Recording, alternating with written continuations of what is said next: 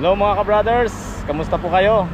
Si ka-brother Ed po ay nandito ngayon sa Batangas. So yun, nasa likod ko mga ka-brothers ay Toyota Batangas City mga ka-brothers. So bakit nandito si ka-brother Ed? Dahil po-releasing na po yung ating sasakyan mga ka-brothers, Toyota Vios. Okay, so pero hindi po ako magdadrive noon mga ka-brothers, pauwi. Kasama ko si Kuya Ray, yan yung driver mga ka-brothers. Hindi, yung license ko kasi motor lang eh. So nandyan po yung ating unit. Naka-schedule na tayo po releasing ngayon mga ka-brothers. So check natin yung sasakyan ni ka-brother Ed. Nandito na tayo sa loob ng Toyota mga ka-brothers. So waiting tayo sa releasing ng unit. May mga pinipirmahan ako kanina. Maya po ay lalabas na yung unit natin mga ka-brothers.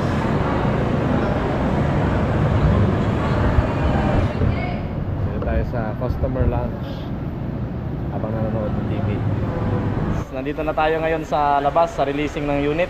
Yung nabili nating Toyota Vios XE. Nasa likod ko mga ka-brothers. Sinecheck na nung kasama kong driver. Ayan. Ito pala yung aking marketing professional, si Sir Miko po sa Toyota Batangas. Gustong mag-avail ng unit kay Sir Miko po. Ilalagay ko sa screen yung contact number ni Sir Miko para sa gustong mag-avail. At saka naman po si Sir Melvin. Ayan po, nagdi-demo po. Thank you sir, congratulations po. Yes sir, thank you sir. So yung nakuha ko mga ka-brothers na unit ay Toyota Vios XE CVT automatic, no? So ako naman di naman ako masyado nag-upgrade na. Okay na sa akin ganitong unit. Kulay silver, bagong-bago. Ayan. Ayan po. Buksan. Thank you sir. Ayan. Medyo nandun si Kuya Ray. Ito yung kanyang compartment, no? Trunk station, napakaluwag. Ayan, may ilaw siya dito. Oh. Kasya-kasya isang tao, pwede matulog. Oo, pwede matulog dyan. Okay. Ayan po. Pwede buksan yung engine habang umaandar. Yes, sir. Yung ilaw sir? Oo. Yung yung cover? Oo. Oo. Ito mga ka-brothers, tira natin yung engine.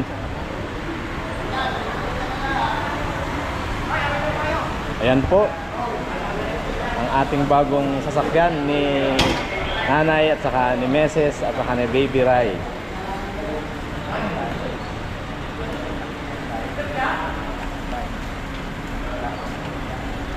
Yun. Ayan mga ka-brothers, yung ating bagong sasakyan, yung makina kumikintab pa. Bagong-bago. Bagong-bago yan sir. Okay nga. Year 2024 model. 2024 na po. Yun, maganda mga ka-brothers. So yun po maganda dito sa Toyota Batangas. Akala ko 2023 model ang ibigay sa akin. Mas advanced pa sila mga ka-brothers, 2024 model. Yun. Ayan, sige sir. Alright. Sige po. Ayun, kompleto na. Hindi pa marunong mag-drive kaya si Kuya Ray mo na magdadrive. Ayun, automatic siya mga ka-brothers, oh. Isa. Isa. Automatic siya mga ka-brothers. Kaganda ng unit. Okay. So mga ka-brothers, medyo hapon na. Habol kami ng barko mga ka-brothers. Tumatakbo na yung aming sakyan. Kakalabas na, excited kami makauwi. Bagong sasakyan ni ka-brother Ed at ni kananay, ni Mrs. Pa tayo marunong mag-drive eh. Motorsiklo pa lang kaya nating i-drive. Kaya dito muna tayo. Kasama ko si Kuya Ray. Ayan, papunta na kami ngayon mga ka-brother sa pier. Papagasolina lang kami dyan sa malapit. Kakarga lang kami ng gasolina dito mga ka-brothers dahil walang laman. Pero may voucher. Kaya yung kagandahan dun sa pinila namin, meron siyang voucher na 400 pesos na libreng gasolina. 6 liter. Oo. 6 liters ang 400 pesos. Parang hindi umaandar ang tahimik. Oo. Tahimik.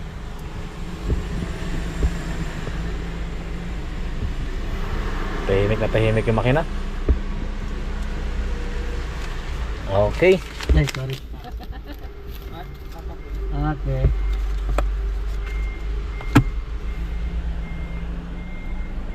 Dito sasakay sila Meses at saka si Kananay.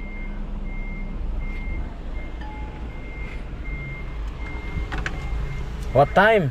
Mga alas 4 siguro sasakyan natin ito. Oh, alas 4 na biyahe. Sige, salamat. Thank you. Sarado. Okay. Let's go. Diretso na tayo sa Mindoro.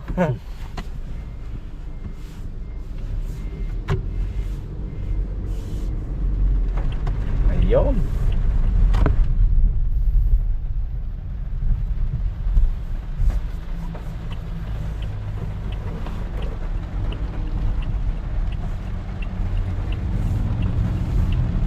Ayan mga ka-brothers.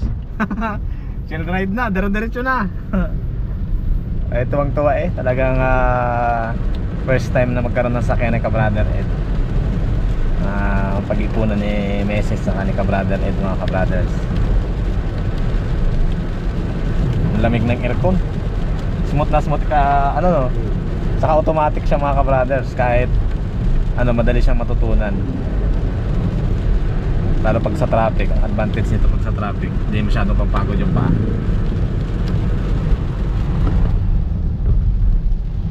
Napit na tayo sa port ng Batangas. So, sakay na tayo ng barko mga ka-brothers. Montenegro. Ang binayaran natin ay sa barko ay 3,200 libre driver plus ako 500. Yun po mga ka-brothers ang bayad sa barko.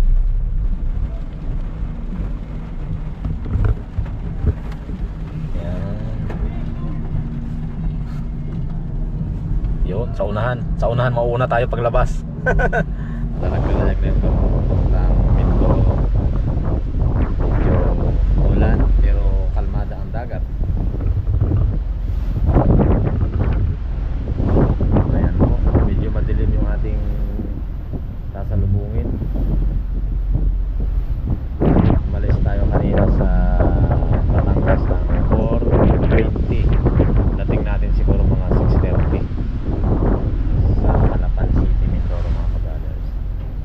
At yung ating sasakyan, ayan po, yung silver kung ating sasakyan mga ka-brothers. Nakapark siya. Safe na safe. Hindi pa lang kasamado. Dito na kami mga ka-brothers. Nakalapag na kami sa Calapan. Medyo madilim lang dito sa paligid. Yan, kaka-alpares na kami ng ano, ng Pantala ng Calapan Port. And we're going home na. Malapit na tayo sa bahay. Mula dito sa Calapan Port mga 5 kilometers po papunta doon sa bahay namin mga ka-brothers. Chill ride lang.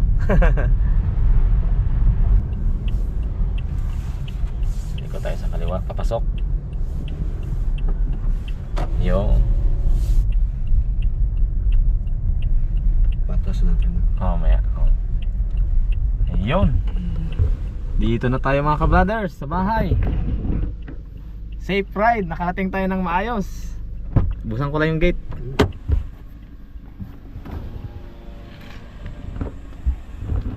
Ayan mga ka-brothers, pinabuksan ko yung ilaw sa bakod. Hello! Yan ang ating bagong sasakyan. Oh, welcome! Si Bibi! Welcome, Bibi! Hello, Papa! Mamaya muna si Papa dahil galing sa biyahe, maliligo muna. Tahimik.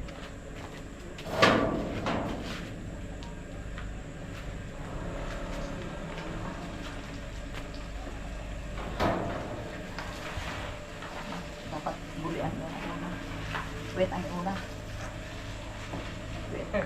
Wait ang una. Wait ang una.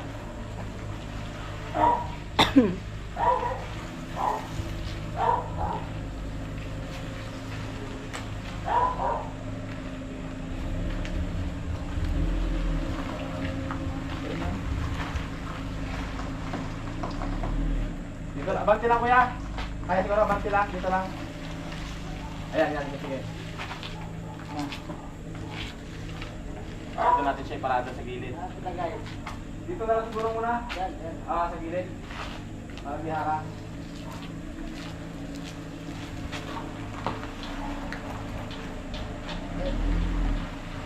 Siya. Yan, dito. Dahan lang.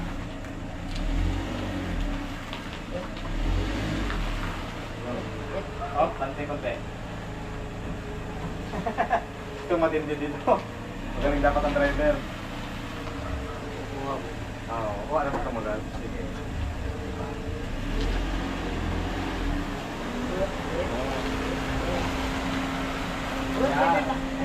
Oh, yan lang kuya. Yan lang.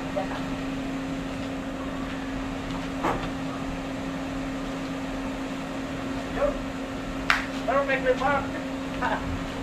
So yun mga ka-brothers, nakapark na yung ating sasakyan, ang ating brand new na Toyota Vios automatic po mga ka-brothers. Pero hindi po yan yung mataas na variant, parang entry variant lang po pero automatic mga ka-brothers. So medyo maganda po ang panahon pag biyahe namin dito nung kasama kong si Kuya Ray. So kaya tuwang-tuwa kami mga ka-brothers, ako tsaka si Nanay mga ka-brothers, kasi pagdating doon sa amin may service na kami ni Nanay mga ka-brothers. Ano Nay? Ayos, talaga. Ayan. Kung sa akin lang, sa buong paisip ko, parang hindi ko naisip na darating ang ganitong grasya na binigay sa kay Brother Ed. Sa atin yan lahat? Oo. Ay salamat sa Diyos at sa hirap ng buhay sa unang panahon.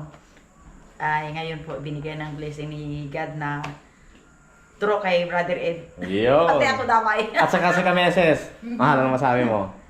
Ayun, masaya kasi meron ng masasakyan si Bebe pauwi Ayun. ng nauhan. Yan po. Pauwi sa kay Lolo at Lola. Hindi na kami magre-renta. Tapos nakaka-travel na kami na Yun. Bebe. Pagpupunta kami sa Pedia, meron na kaming masasakyan na safe. Pag magpapabaksin. Oh. Yan. Punta pati sa Bulalakaw. Yo, pagpunta mga ka-brothers. So, actually, Bulalakaw. ang purpose na ano kaya binila ng mga ka-brothers kasi pag may mga lakad, papasok kasi dito sa amin. So, at least meron kaming magamit na service mga ka-brothers. At saka yung aming nabiling sasakyan po ay pinagtulong-tulungan namin ni Meses. So, nag-down lang kami ng medyo malaki and then yun po, mayroong monthly amortization. At okay naman po siya mga ka-brothers. And then hopefully sa mga sunod na content natin, baka next year na siguro ay travel vlogs tayo mga ka-brothers kasama si Messi at saka si Nanay mga ka-brothers. Ayos. Pero ngayon hindi pa ako magdadrive. So baka next video po ay driving po kami kasama nung aking kasamang driver. So then mag-upgrade po ako ng license and then yung registration ng sasakyan and that's it. So maraming salamat mga ka-brothers sa Salamat. patuloy na pagsubaybay at sa nandyan pa rin kayo nakatutok sa kay ka-brother Ed, kay kananay and kay Meses at kay baby. At saka kay Kabebe. Yon. Okay mga ka-brothers, see you again sa mga next video. Maraming salamat. Thank you. Malaking blessing. Thank you po.